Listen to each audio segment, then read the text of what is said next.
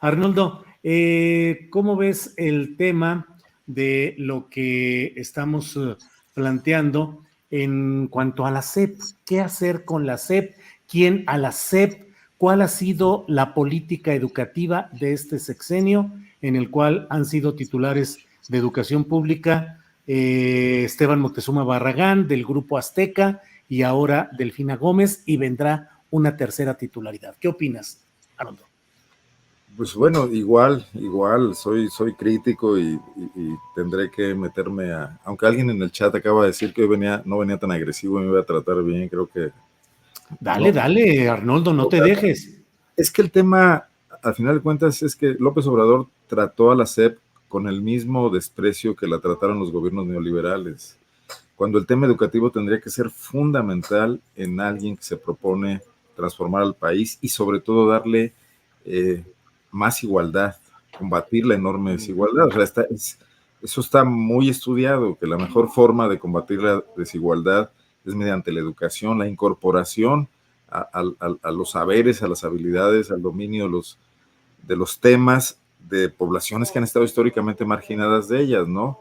Entonces, era fundamental tener a un educador en la SEP con un plan de largo plazo. Sé que se atravesó la pandemia, pero eso no,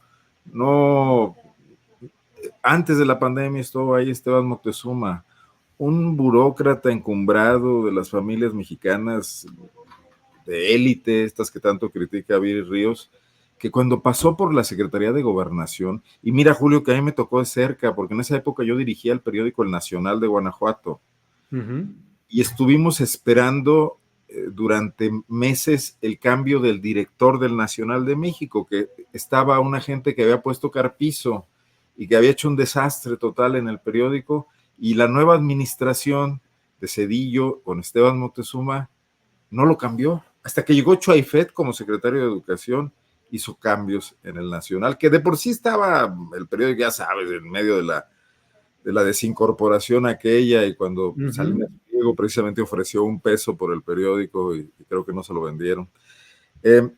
Entonces, Moctezuma no tiene una trayectoria de eficacia.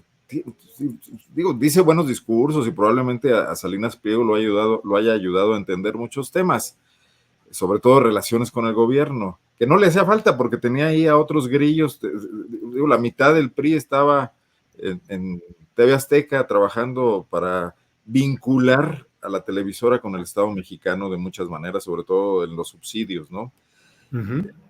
Pero entonces, ¿de dónde sacamos que Esteban Moctezuma, que no es educador y que no es buen político, iba a poder hacer algo? Y luego llega Delfina Gómez con el mérito exclusivo de la lealtad política y del éxito electoral en Texcoco, siendo una maestra, pero yo no sé si el enorme aparato administrativo que es la SEP tenga mucho que ver con alguien que conoce, como piensa el presidente López Obrador, la educación en aspectos muy concretos y muy puntuales, cuando acá se tiene que manejar ambas cosas, ¿no? Un proyecto y una política educativa, pero también un dominio de la administración pública, porque además se quiere trabajar en el tema de la austeridad y del mejor uso de los recursos y el combate al dispendio. Entonces ahí tiene que duplicarse la habilidad administrativa. No pasó, pero además algo aún peor, ahora ya nada más es una estación electoral, como ocurrió tantas veces en el pasado con Josefina Vázquez Mota, etcétera, ¿no? Entonces, pues ahí tampoco hay ningún cambio decisivo en las decisiones que toma el presidente de la República. Porque si el presidente hubiera designado a alguien con un plan y ese alguien se hubiera equivocado, hubiera sido incompetente, sería otra cosa. Pero yo creo que desde la presidencia de la República se optó por no usar a la SEP o a la educación pública mexicana como un instrumento de cambio. Gracias, Arnoldo.